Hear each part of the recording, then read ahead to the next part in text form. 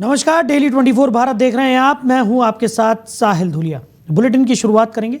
बलरामपुर जिले के शंकरगढ़ विकास खंड में एक फर्जीवाड़े के जरिए सरकारी नौकरी हासिल करने वाली 4 महिलाओं पर प्रशासन का डंडा चला है।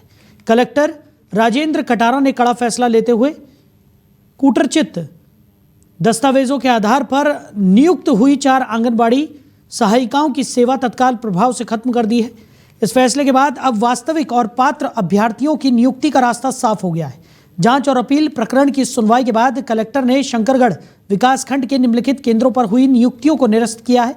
इन 4 महिलाओं पर आरोप था कि उन्होंने चयन प्रक्रिया के दौरान गलत और फर्जी दस्तावेज प्रस्तुत कर आंगनबाड़ी सहायिका का पद हासिल किया था। कलेक्टर राजेंद्र कटारा ने केवल नियुक्तियां रद्द ही नहीं की, बल्कि न्याय सुनिश्चित करते हुए 15 दिनों के अंदर मेरिट लिस्ट में शामिल वास्तविक पात्र अभ्यर्थियों के पक्ष में नियुक्ति आदेश भी जारी करने के निर्देश दिए हैं। तो कलेक्टर ने इस आदेश का पालन करते हुए परियोजना अधिकारी एकीकृत बाल विकास सेवा ICDS शंकरगढ़ द्वारा प्रक्रिया शुरू कर दी गई है। प्रशासन की इस कार्रवाई से जिले में हड़कंप मच गया है और कलेक्टर कटारा के इस फैसले की सराहना हो रही है, क्योंकि इससे उन मेहनती और पात्र उम्मीदवारों को न्याय मिला है जो लंबे समय से अपने हक की लड़ाई लड़ रहे थे। मैं ग्राम बेलकोना की रहने वाली हूँ। वर्ष 2024-25 में हुए आंगनबाड़ी सहायिका भर्ती के संबंध में फर्जी अनुसूची के संबंध में मैंने कलेक्टर साहब के पास अपील की थी और अपील पर शीघ्र सुनवाई होने पर फर्जी अनुसूची वाली आवेदिका के स्थान पर मेरा चयन आंगनबाड़ी सहायिका के पद पर हुआ है। इसके लिए मैं कलेक्टर साहब को बहुत बहुत धन्यवाद देती हूँ। मैं ग्राम बेलकोना की रहने वाली हूँ। उधर धमतरी के मनीष राव पावर और संजय गायकवाड़ नाम के व्यक्ति ने मिसाल पेश की है। दोनों ने मरणोपरांत देहदान करने का फैसला किया है, जिसकी चर्चा पूरे जिले में हो रही है और लोग इनके निर्णय की तारीफ भी कर रहे हैं। बता दें कि मेडिकल की पढ़ाई करने वाले विद्यार्थियों के लिए मृत शरीर बहुत ज़रूरी होता है। मृत शरीर के माध्यम से ही उन्हें प्रैक्टिस कराई जाती है, लेकिन देहदान के लिए लोग आगे नहीं आते, जिससे मेडिकल के छात्रों को परेशानी भी होती है। वहीं धमतरी शहर के मराठापारा वार्ड के रहने वाले संजय गायकवाड़ और मनीष राव पवार ने एक मिसाल पेश की है। दोनों ने मरणोपरांत देहदान करने का फैसला किया है। दोनों ने आज शुक्रवार को जिला अस्पताल धमतरी पहुंचकर देहदान करने का घोषणा पत्र भरकर अस्पताल प्रबंधन को सौंपा और कहा कि उनके मरने के बाद मृत शरीर को शरीर रचना विज्ञान विभाग पंडित जवाहरलाल नेहरू स्मृति चिकित्सा महाविद्यालय रायपुर को सौंपा जाएगा। वहीं दोनों के इस कृत्य और इस पहल की पूरे ज़िले में चर्चा हो रही है। मनीष राव और संजय गायकवाड़ ने कहा कि शरीर को जलाने से कोई फ़ायदा नहीं होगा। कहा कि मृतदेह मेडिकल के छात्रों की पढ़ाई के लिए बहुत काम आएगा। कहा कि लोग हमसे प्रेरित होकर वो भी देहदान के लिए आगे आएँ ताकि मेडिकल के छात्रों को लाभ मिल सके। उन्होंने कहा कि मरने के बाद किसी के काम आ जाए, इसलिए देहदान करने का फैसला लिया है। उधर जगदलपुर के बस्तर रेंज के IG सुंदर राज P ने एक महत्वपूर्ण प्रेस वार्ता के दौरान पिछले 5 वर्षों का लेखा जोखा पेश करते हुए साल 2026 के लिए पुलिस की भावी रणनीति साझा की। IG ने स्पष्ट किया कि अब नक्सल विरोधी अभियानों में जवानों की सुरक्षा को सर्वोच्च प्राथमिकता दी जाएगी और एनकाउंटर के दौरान हमारे जवानों को किसी भी तरह की क्षति न हो, इसके लिए एक अभेद सुरक्षा चक्र और नई रणनीति तैयार कर ली गई है। प्रेस वार्ता के दौरान IG सुंदरराज P ने सड़क सुरक्षा को लेकर चौंकाने वाले आंकड़े पेश किए। उन्होंने बताया कि पिछले 5 वर्षों में बस्तर संभाग की सड़कों पर हादसों के कारण 3000 से ज़्यादा लोगों की जान जा चुकी है। यह आंकड़ा नक्सली हिंसा से भी कई अधिक डरावना है। IG ने इस पर गंभीर चिंता जताते हुए कहा कि सड़क दुर्घटनाओं में कमी लाने के लिए अब पूरे संभाग में कड़े कदम उठाए जाएंगे। IG ने पिछले 5 वर्षों में जवानों को मिली सफलताओं का ब्यौरा देते हुए कहा कि जैसे जैसे नक्सली बैकफुट पर जा रहे हैं, उनकी बौखलाहट बढ़ रही है। इसी बौखलाहट में नक्सलियों ने पिछले 5 सालों में लगभग 224 निर्दोष आम नागरिकों को मौत के घाट उतार दिया। IG ने इन ग्रामीणों की मौत पर गहरा दुख व्यक्त किया। IG ने शहीद जवानों को श्रद्धांजलि अर्पित करते हुए भावुक मन से कहा कि जवानों की शहादत व्यर्थ नहीं जाएगी। उन्होंने साल 2026 के लिए मास्टर प्लान का खुलासा करते हुए कहा कि अब मुठभेड़ के दौरान तकनीकी और रणनीतिक रूप से जवानों को इस कदर सुरक्षित रखा जाएगा कि उन्हें कोई नुकसान न पहुंचे। IG ने जोर देकर कहा कि पुलिस अब 2 मोर्चों पर मजबूती से लड़ेगी। एक तरफ जंगल के अंदर नक्सलियों का खात्मा और दूसरी तरफ सड़कों पर हादसों को रोककर आम नागरिकों की जान बचाना। उधर बस्तर जिला पुलिस ने वर्ष 2025 में अपराध नियंत्रण, साइबर सुरक्षा और नशे के विरुद्ध अभियान में महत्वपूर्ण सफलता हासिल की है। जिला पुलिस अधीक्षक सलभ सिन्हा ने ASP महेश्वर नाग और CSP सुमित कुमार धोत्रे की उपस्थिति में मीडिया के सामने बस्तर पुलिस के वार्षिक कार्यों का लेखा जोखा प्रस्तुत किया। एसपी ने बताया कि पिछले वर्ष यानी कि 2025 की बात अगर की जाए तो 2024 की तुलना में आंशिक रूप से बेहतर 2025 रहा। पुलिस ने कई मोर्चों पर प्रभावी कार्रवाई की। डिजिटल अपराधों पर प्रहार करते हुए बस्तर पुलिस ने वित्तीय धोखाधड़ी के खिलाफ बड़ी सफलता पाई। आईटी एक्ट के 15 प्रकरण दर्ज किए गए, जिनमें देश के अलग अलग राज्यों से 27 साइबर ठगों को गिरफ्तार किया गया। पुलिस की त्वरित कार्रवाई से ठगी के शिकार लोगों के 80,64,755 रुपए साइबर ठगों के खातों में जाने से रोके गए और विभिन्न बैंक खातों में होल्ड किए गए। पुलिस ने 377 गुम हुए मोबाइल रिकवर कर उनके वास्तविक स्वामियों को सौंपे, जिससे आम जनता का पुलिस पर भरोसा बढ़ा है। साथ ही पुलिस ने 1091 किलो गांजा, 20 किलो चरस तेल, हशीश, 47 किलो डोडा चूरा सहित हजारों की संख्या में नशीले कैप्सूल, टैबलेट और सिरप भी जब्त किए। जब्त किए गए नशीले पदार्थों की अंतर्राष्ट्रीय बाजार में अनुमानित कीमत 3,48,77,641 रुपये बताई गई है। वहीं यातायात व्यवस्था पर जानकारी देते हुए एसपी सलभ सिन्हा ने कहा है कि वर्ष 2025 सड़क सुरक्षा के लिहाज से तुलनात्मक रूप से सफल रहा। जिले में सड़क दुर्घटनाओं और उनसे होने वाली मौतों के आंकड़ों में आंशिक कमी दर्ज की गई है। हालांकि एसपी ने यह भी स्वीकार किया कि सड़क सुरक्षा के क्षेत्र में अभी और अधिक सुधार की गुंजाइश है, जिसके लिए आगामी वर्ष में नई रणनीति पर काम किया जाएगा। बस्तर संभाग के लिए काफी सफलतापूर्ण रहा। साथ ही साथ जगदलपुर पुलिस के लिए भी वर्ष 2025 एक सफल वर्ष रहा है। इस वर्ष हम लोगों ने अलग अलग श्रेणियों में काफी अच्छे कार्य किए हैं। लगातार जगदलपुर जिले में बड़े बड़े कार्यक्रमों का आयोजन हुआ। साल की शुरुआत में नगरीय निकाय और लोकल बॉडीज इलेक्शन भी हुए, जो कि बड़े शांतिपूर्ण तरीके से संपन्न कराए गए। इसके अलावा अगर अपराध की बात करें तो जो पूरे साल भर के कुल अपराध हैं उसकी रजिस्ट्री पिछले वर्ष की तुलना में आंशिक कमी आई है। अलग अलग हेड्स की बात करें तो गंभीर अपराधों में भी आंशिक कमी आई है। चोरी नकबजनी के क्षेत्र में हम लोगों ने विशेष तौर पे बाहरी गिरोहों को पकड़ा और उनसे काफी सारा सामान बरामद किया। तो ये एक अच्छा प्रयास जगदलपुर पुलिस के द्वारा किया गया था। साइबर ठगी के क्षेत्र में भी हम लोगों ने अलग अलग राज्यों से अंतर्राज्यीय गिरोहों को ढूंढा और उनके विरुद्ध भी प्रभावी कार्रवाई की है। काफी सारे जो विक्टिम साइबर फ्रॉड के उनका पैसा भी लौटाया गया है। इसी के साथ ट्रैफिक यातायात के क्षेत्र में देखें तो सड़क दुर्घटनाओं में और सड़क दुर्घटनाओं में होने वाले मृत्यु में भी आंशिक कमी आई है। हालांकि ये कमी और ज्यादा प्रयास करने से और बेहतर आंकड़े हमारे सामने आएंगे।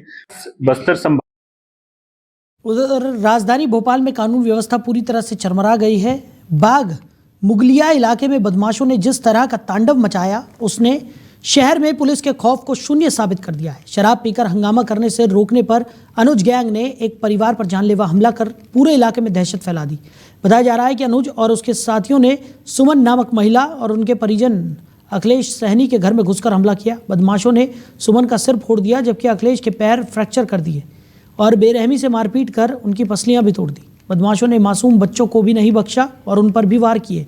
जब पीड़ित परिवार ने बदमाशों को गाली गलौज करने से रोका तो आरोपी अपना आपा खो बैठे। उन्होंने न केवल घर के बाहर खड़ी गाड़ी में आग लगा दी, बल्कि पास में बंधे एक जिंदा बकरे को भी आग के हवाले कर दिया। आरोप है कि बदमाशों ने पूरे घर को ही फूंकने की कोशिश की, जिससे इलाके में चीख पुकार मच गई। इस पूरी घटना में पुलिस की कार्यप्रणाली सबसे बड़े सवालों के घेरे में है। पीड़ित परिवार का आरोप है कि पुलिस ने आरोपियों को पकड़ने के बाद छोड़ दिया। हद तो तब हो गई जब पीड़ित ने न्याय के लिए फ़ोन किया तो पुलिस ने उनका नंबर ही ब्लैकलिस्ट में डाल दिया। तो पुलिस की ये चुप्पी और उदासीनता अपराधियों को संरक्षण देने के आरोपों को बल दे रही है। मैं हमारे घर में थे सुबह, तो मैं घर से निकल कर कचरा फेंकने जा रही थी। तो एक लड़का है हमारे वहाँ, अनुज नाम है उसको, वो जाते रोज दारू पी के हमारे मोहल्ले में जाते गदर करते। तो मैंने उसको बोला कि हमारे मोहल्ले से, माने हमारे घर के अंदर से मत जाया करो। तो उसने क्या, हमें लड़ाई झगड़े करने लगे, गाली गुलोच करने लगे। तो मैंने मना किया, उसके बाद भी गाली गुलोच करके वो अपने घर चले गए। उसके बाद मेरे बच्चे नहीं थे तो इनने क्या किया, बहुत सारे लड़के लाए, लेडीज भी लाए हमारे पति को और हमें मारा पीटा। मैं डिप्टी से आके सुबह बैठे थे धूप में से बैठने के बाद में क्या हुआ था नहीं हुआ था कोई हमें मालूम नहीं था। वो अचानक 8-10 लड़का आके मुझे मारने लगे लठ डंडा से। पसली में भी मारा, पैर भी तोड़ दिए उन लोगों ने। बाक्सवनिया थाना में रिपोर्ट डाले, कोई सुनवाई नहीं हो रहा है। उन लोगों को उठा के ले गए लेकिन छोड़ दिए। किस कारण से छोड़े? मैं हमारे घर में थे सुबह। राजधानी भोपाल में आज राजनीतिक सरगर्मियां चरम पर रही। समाजवादी पार्टी के प्रदेश अध्यक्ष मनोज यादव के नेतृत्व में दर्जनों कार्यकर्ताओं ने कैबिनेट मंत्री कैलाश विजयवर्गीय के बंगले का घेराव किया।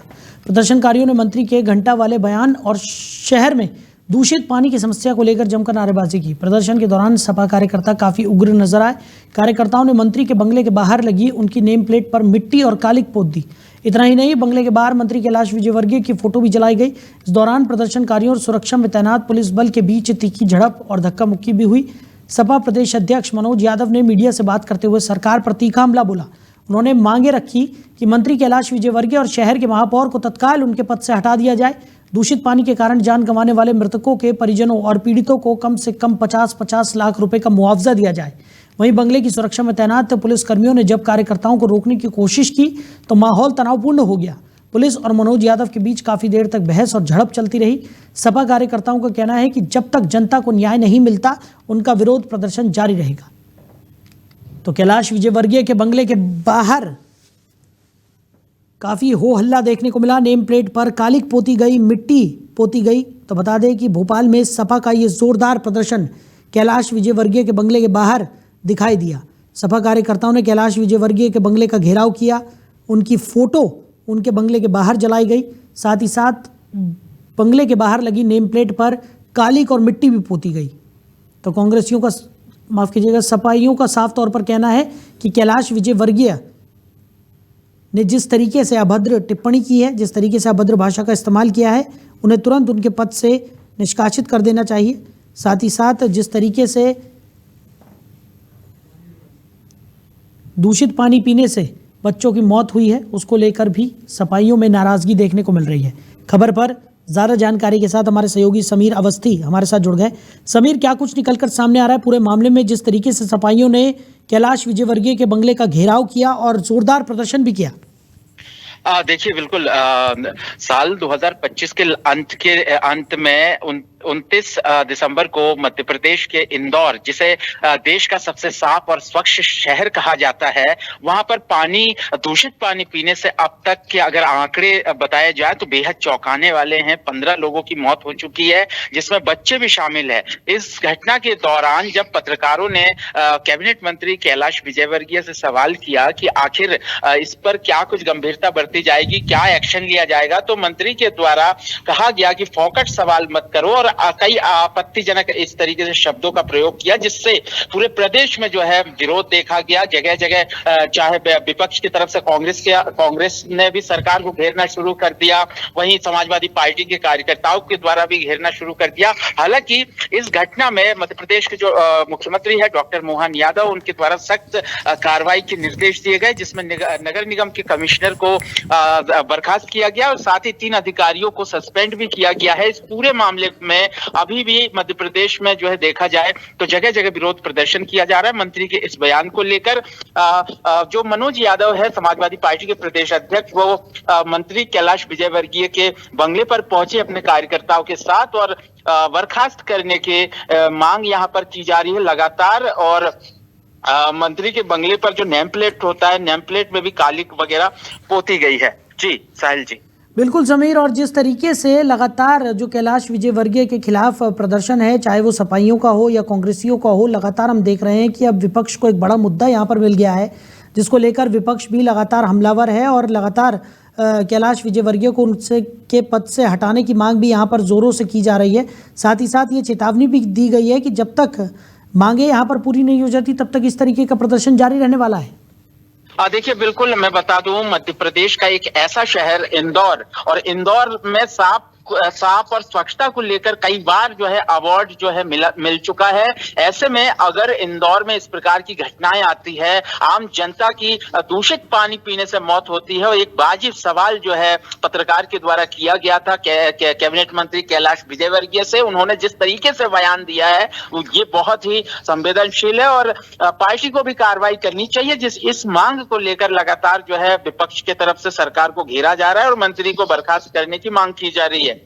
और लगातार जो भागीरथपुरा इलाका है, भागीरथपुरा इलाके में लोगों को जो पानी की टंकी पहुंचाई जा रही है अभी वर्तमान समय में, और लोगों का आरोप है कि पानी की टंकी में भी साफ पानी नहीं मिल पा रहा है पीने के लिए। लोग जो है पानी उबाल के पी रहे हैं और जैसे तैसे जिंदगी गुजार रहे हैं। और लगातार इस प्रकार 3 महीने से बताया जा रहा है कि 3 महीने से लगातार निगम को शिकायत कर रहे थे, उसके बावजूद इस तरफ ध्यान नहीं दिया गया, जिसके कारण इतनी बड़ी घटना जो है मध्य प्रदेश में देखने को मिला है। हालांकि लगातार मध्य प्रदेश सरकार के मुख्यमंत्री डॉक्टर मोहन यादव खुद इस घटना को लेकर लगातार अस्पताल पहुंच रहे हैं।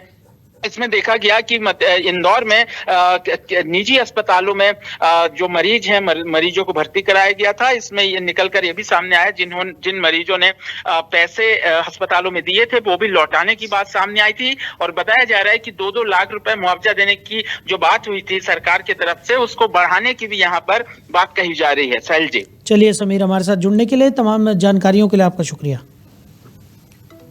तो कैलाश विजयवर्गीय के बंगले का घेराव यहाँ पर सफाइयों ने किया, साफ तौर पर कार्रवाई की मांग करते हुए वो नजर आ रहे हैं। उनका कहना है कि इस तरीके की घटना जो घटित हुई है उसके बाद कैलाश विजयवर्गीय को उनके पद से हटा देना चाहिए, और बंगले का घेराव करते हुए सफाई यहाँ पर नजर आए हैं। वहीं राजधानी भोपाल के बुनियादी ढांचे में एक नया और ऐतिहासिक अध्याय जुड़ने जा रहा है। कैबिनेट मंत्री विश्वास सारंग ने निशातपुरा में निर्माणाधीन महत्वाकांक्षी रेलवे ओवरब्रिज यानी आरओबी का निरीक्षण किया, जो अपनी तकनीकी विशिष्टता के कारण पूरे देश में चर्चाओं का विषय बना हुआ है। ये भारत का पहला ऐसा ओवरब्रिज है जो एक साथ 7 रेलवे ट्रैक के ऊपर से गुजरेगा। ये प्रोजेक्ट केवल एक पुल नहीं बल्कि भोपाल की लाइफलाइन साबित होगा। इसके निर्माण से नया और पुराना भोपाल सीधे तौर पर करौंद व छोला क्षेत्र से जुड़ जाएगा। ये आरओबी भोपाल रेलवे स्टेशन के प्लेटफॉर्म नंबर 1 से शुरू होकर छोला स्थित खेड़ापति हनुमान मंदिर तक पहुंचेगा।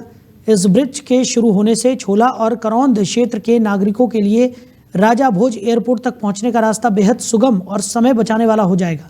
मंत्री विश्वास सारंग ने निरीक्षण के दौरान अधिकारियों को आवश्यक निर्देश देते हुए बताया कि इस प्रोजेक्ट से राजधानी के लगभग 9 लाख नागरिक सीधे तौर पर लाभान्वित होंगे। वर्तमान में रेलवे क्रॉसिंग और ट्रैक की वजह से होने वाले भारी ट्रैफिक जैम से जनता को स्थायी निजात मिलेगी। मंत्री सारंग ने स्पष्ट किया कि इस महत्वाकांक्षी प्रोजेक्ट को नवंबर महीने में पूर्ण करने का लक्ष्य रखा गया है। चूंकि ये ब्रिज 7 रेलवे ट्रैक के ऊपर से गुजर रहा है, इसलिए इसमें सुरक्षा और तकनीकी बारीकियों का विशेष ध्यान रखा जा रहा है। प्रोजेक्ट की जटिलता को देखते हुए पीडब्ल्यूडी, भारतीय रेलवे, एफसीआई और अन्य संबंधित विभागों के बीच बेहतर समन्वय के लिए एक उच्च स्तरीय कमेटी बनाई गई है। ये कमेटी निर्माण के दौरान आने वाले तकनीकी बाधाओं को दूर करेगी ताकि कम समय सीमा के भीतर काम को पूरा किया जा सके। हमारा एक बहुत ही महत्वाकांक्षी प्रोजेक्ट, जिसमें भोपाल रेलवे स्टेशन को अब सीधे छोला क्षेत्र और करौंद क्षेत्र से जोड़ने का आरओबी बन रहा है। मुझे बहुत प्रसन्नता है कि ये मेरा एक सपना है। भोपाल का पुराना भोपाल, नया भोपाल अब सीधे छोला और करौंद क्षेत्र से जुड़ेगा, और उसके लिए हमने एक बहुत ही विस्तारित योजना बनाई थी। एक आरओबी जो कि स्टेशन के प्लेटफॉर्म नंबर 1 से शुरू होगा और खेड़ापति हनुमान जी महाराज के मंदिर छोला तक वो जाएगा। हमारा एक बहुत उधर जबलपुर के व्यस्ततम इलाके बड़ा फुहारा में स्थित बड़कुल स्वीट्स के मैनेजर और एक पड़ोसी व्यापारी के बीच हुई कहासुनी ने देर रात उग्र रूप धारण कर लिया। आरोप है कि मैनेजर ने अपने साथियों को बुलवाकर न केवल धमकाया बल्कि जैन समाज के खिलाफ अभद्र टिप्पणी भी की, जिससे पूरे क्षेत्र में तनाव फैल गया। विवाद की शुरुआत एक मामूली बहस से हुई थी, लेकिन देखते ही देखते मैनेजर अतुल पटेल ने अपने साथियों को बुला लिया। आरोप है कि इन युवकों ने जैन समाज को लेकर विवादित बातें कही। ये खबर जंगल में आग की तरह फैली और देखते ही देखते सैकड़ों की संख्या में जैन समाज के युवक मौके पर जमा हो गए। भीड़ के गुस्से को देख आरोपी मैनेजर बिल्डिंग की ऊपरी मंजिल पर छिप गया। भीड़ आरोपी मैनेजर को अपने हवाले करने की मांग कर रही थी, तो हालातों को बेकाबू होता देख कोतवाली सीएसपी और गोहलपुर सीएसपी सहित 5 थानों के पुलिस बल को मौके पर तैनात किया गया। तनाव इतना ज़्यादा था कि पुलिस को आरोपी को सुरक्षित निकालने के लिए बख्तरबंद वाहन मंगवाना पड़ा। जानकारों का कहना है कि अगर पुलिस सही समय पर सख्त कदम नहीं उठाती तो मॉब लिंचिंग जैसी बड़ी घटना घट सकती थी। जब भीड़ ने पुलिस के साथ धक्का मुक्की की और पीछे हटने को तैयार नहीं हुए तो पुलिस ने हल्का बल प्रयोग कर भीड़ को खदेड़ दिया। आपको बता दें कि इसके बाद भारी सुरक्षा के बीच आरोपियों को वहां से निकाला गया। लाठीचार्ज में कुछ निर्दोष लोगों को चोटें आने की खबर है, जिससे जैन समाज में भारी रोष है। समाज का कहना है कि पुलिस ने शांतिप्रिय समाज के लोगों पर लाठियां भांजकर तानाशाही की है। देर रात जैन समाज के वरिष्ठ जनों और युवाओं ने कमानिया गेट पर धरना दिया, जिसके बाद कोतवाली थाने में शिकायत दर्ज कराई गई। पुलिस ने मध्यरात्रि के बाद आरोपियों के खिलाफ विभिन्न धाराओं में मामला दर्ज कर लिया है। इस संवेदनशील मौके पर जैन समाज के वरिष्ठ नेता कैलाश चंद्र जैन ने युवाओं को समझा बुझाकर शांत कराया। नववर्ष के आगमन पर जो है एक सुरक्षा व्यवस्था, यातायात व्यवस्था बनाने के लिए चेकिंग पॉइंट लगाए हुए थे। थाना उमती क्षेत्र अंतर्गत नौदरा में और असल चौक में चेकिंग लगी हुई थी। पेट्रोलिंग मोबाइल जो है लगातार सिविल सेंटर क्षेत्र, खबरदार गार्डन क्षेत्र के आसपास से लगातार पेट्रोलिंग की गई, जिससे कि कोई अप्रिय घटना घटित न हो। संदिग्ध व्यक्तियों की वाहनों की चेकिंग भी की गई है। ड्रिंक एंड ड्राइव तैयार किए गए तो लोगों को समझाइश भी दी गई है कि कोई शराब पीकर वाहन न चलाए, क्योंकि यातायात व्यवस्थित 9 वर्ष के उधर शहडोल जिले के सिंहपुर थाना क्षेत्र के अंतर्गत कुदवार खुर्द गांव में रिश्तों के कत्ल का एक सनसनीखेज मामला सामने आया है। यहां एक बेटे ने ममता और मर्यादा को ताक पर रखकर अपने पिता की बेरहमी से पिटाई कर दी, जिससे इलाज के दौरान उनकी मौत हो गई। बताया जा रहा है कि मृतक बुजुर्ग ददनू ने अपने बेटे से 300 रुपये मांगे थे। इसी बात को लेकर बाप बेटे के बीच बहस शुरू हो गई। विवाद इतना बड़ा कि गुस्से में पागल बेटे ने अपने बुजुर्ग पिता के पेट और शरीर पर जोरदार लात मार दी। लात इतनी घातक थी कि ददनू गंभीर रूप से घायल होकर वहीं गिर पड़े। परिजनों ने आनन फानन में घायल पिता को अस्पताल में भर्ती कराया। गंभीर चोटों के कारण बुजुर्ग ददनू अस्पताल के बिस्तर पर दर्द से कराहते रहे और आखिरकार उन्होंने दम तोड़ दिया। डॉक्टर के मुताबिक अंदरूनी चोटें इतनी गहरी थी कि काफ़ी कोशिशों के बाद भी उनकी जान नहीं बचाई जा सकी। घटना की सूचना मिलते ही सिंहपुर थाना पुलिस ने मामला दर्ज कर लिया है और पुलिस ने शव को पोस्टमार्टम के लिए भेज दिया है। आरोपी बेटे की तलाश शुरू कर दी गई है। गांव के लोग इस घटना से स्तब्ध हैं कि कैसे कोई बेटा महज चंद रुपयों के लिए अपने जन्मदाता का कातिल बन सकता है। उधर टीकमगढ़ जिले के दुदेरा खिरक गांव में एक हंसता खेलता परिवार उजाड़ हो गया। अज्ञात कारणों के चलते 24 वर्षीय चिंतामन कुशवाहा और उनकी 23 वर्षीय पत्नी ने आत्मघाती कदम उठा लिया। इस दोहरी मौत के बाद पूरे गांव में सन्नाटा पसरा है और परिजनों का रो रो कर बुरा हाल है। मृतक के पिता के अनुसार चिंतामन चाट की दुकान चलाकर अपने परिवार का भरण पोषण करता था। शनिवार दोपहर करीब 12:30 बजे जब पिता घर पहुंचे तो उन्होंने बेटे चिंतामन का शव फांसी के फंदे से झूलता हुआ देखा। जैसे ही इस दुखद घटना की जानकारी पत्नी को लगी, वो बदहवास होकर खेत की ओर भागी और वहां बने एक गहरे कुएं में छलांग लगा दी। मृतका के मायके पक्ष ने इस मामले में ससुराल पक्ष पर गंभीर आरोप लगाए हैं। मां और भाई का कहना है कि ये केवल आत्महत्या नहीं बल्कि प्रताड़ना का नतीजा है। परिजनों का आरोप है कि संतान के जन्म के बाद से जेठ और जेठानी संपत्ति के बंटवारे को लेकर मीरा को लगातार प्रताड़ित करते थे। मायके वालों ने संदेह जताया कि मीरा के शरीर पर साड़ी का ना होना और टूटी हुई चूड़ियां किसी अनहोनी या संघर्ष की ओर इशारा करती हैं। उन्होंने मामले की निष्पक्ष जांच की मांग की है। घटना की सूचना मिलते ही लितौरा थाना प्रभारी पुलिस बल के साथ मौके पर पहुंचे। पुलिस ने दोनों शवों को कब्जे में लेकर पोस्टमार्टम के लिए जतारा भेज दिया है। थाना प्रभारी का कहना है कि मामले के हर पहलू से बारीकी से जांच की जा रही है और पोस्टमार्टम रिपोर्ट व परिजनों के बयानों के आधार पर आगे की कार्रवाई की जाएगी। इस दर्दनाक घटना का सबसे हृदय विदारक पहलू ये है कि मृतक दंपत्ति का 3 वर्षीय मासूम बेटा भी है। पुलिस मामले की जांच पड़ताल में जुट गई है। तो वहीं आपको बता दें, अगली खबर का रुख करेंगे। आपको बता दें कि अगली खबर टीकमगढ़ की है, जहां पर दबंगों के कब्जे में गौचर और वन भूमि नजर आ रही थी। आगे बढ़ते हैं और बात करेंगे अब छतरपुर की। छतरपुर जिले के बमीठा थाना अंतर्गत चंद्रनगर के पास आज सुबह एक दर्दनाक सड़क हादसा हो गया। खुजराहो रेलवे स्टेशन से पन्ना की ओर जा रही Prachi coach bus national highway 39 पर अनियंत्रित होकर पलट गई। इस हादसे में बस में सवार 20 से अधिक यात्री घायल हो गए, जिनमें एक गर्भवती महिला और मासूम बच्चा भी शामिल है। बताया जा रहा है कि प्राची कोच की ये बस सुबह खुजराहो रेलवे स्टेशन से सवारियां लेकर पन्ना की ओर रवाना हुई थी। जैसे ही बस बमीठा थाना क्षेत्र के चंद्रनगर के पास पहुंची, चालक बस पर से नियंत्रण खो बैठा और तेज रफ्तार बस सड़क किनारे पलट गई। बस पलटते ही चीख पुकार मच गई और स्थानीय ग्रामीण तुरंत मदद के लिए मौके पर पहुंचे। हादसे की सूचना मिलते ही पुलिस और एम्बुलेंस मौके पर पहुंची। सभी घायलों को तत्काल चंद्रनगर प्राथमिक स्वास्थ्य केंद्र ले जाया गया। डॉक्टरों के मुताबिक घायलों में 3 लोगों की हालत बेहद गंभीर बनी हुई है, जिन्हें प्राथमिक उपचार के बाद जिला अस्पताल छतरपुर रेफर कर दिया गया है। घायलों में एक गर्भवती महिला और एक बच्चा भी शामिल है, जिनकी स्थिति पर डॉक्टर नजर बनाए हुए हैं। पमीठा थाना पुलिस ने मौके पर पहुंचकर बस को सड़क से हटवाया और यातायात बहाल कराया। पुलिस दुर्घटना के कारणों की जांच कर रही है। शुरुआती तौर पर हादसे की वजह तेज रफ्तार या बस में तकनीकी खराबी होने की आशंका जताई जा रही है। सुबह करीब 10:30 बजे खजुराहो रेलवे स्टेशन से पन्ना के लिए एक यात्री बस जा रही थी। इस दौरान अनियंत्रित होकर चंद्रनगर नहर के पास पलट चुकी है। तस्वीर में आपको दिखा रहा हूँ, ये वो बस है जहाँ बीच रास्ते पर ये बस पलट चुकी है, जिसमें बताया जा रहा है करीब 20 से ज्यादा यात्री घायल हो चुके हैं। 3 की हालत गंभीर बताई जा रही है। चंद्रनगर प्राथमिक स्वास्थ्य केंद्र में इलाज के बाद सभी को छतरपुर जिला अस्पताल रेफर किया गया है। बस की स्थिति देखिए आप, बीच रास्ते में ये पड़ा हुआ है और कुछ स्थानीय लोग भी इनसे जानेंगे। क्या नाम है भैया? कदीर खान। कदीर जी, कब ये बस पलटी है, क्या कुछ जानकारी? ये 10:30 के करीब बस पलटी है। हाँ, इसमें करीब कितने यात्री? इसमें करीबन 20 यात्री घायल है, 3 की हालत नाजुक है अभी। अच्छा, नाजुक है। जी, तो कहाँ पे इनको भर्ती कराया गया? इन्हें अभी चंद्रनगर हॉस्पिटल ले जाया गया था, उसके बाद छतरपुर रेफर कर दिया गया। अच्छा, तो चंद्रनगर अस्पताल से छतरपुर रेफर किया गया है। अब बस जो है छतरपुर के खजुराहो रेलवे स्टेशन से पन्ना के लिए रवाना होती है। इस दौरान जो है ये हादसा हुआ है। हादसा बताया जा रहा है अनियंत्रित होकर बीच रास्ते में ये बस पलटी हुई है। स्थानीय जो चौकी है चंद्रनगर चौकी से इन्हें प्राथमिक इलाज के लिए चंद्रनगर अस्पताल पहुंचाया गया था, जहां से छतरपुर जिला अस्पताल रेफर किया गया। सोहिद भाई, लगभग इसमें कितने लोग घायल हुए और क्या स्थिति है अभी?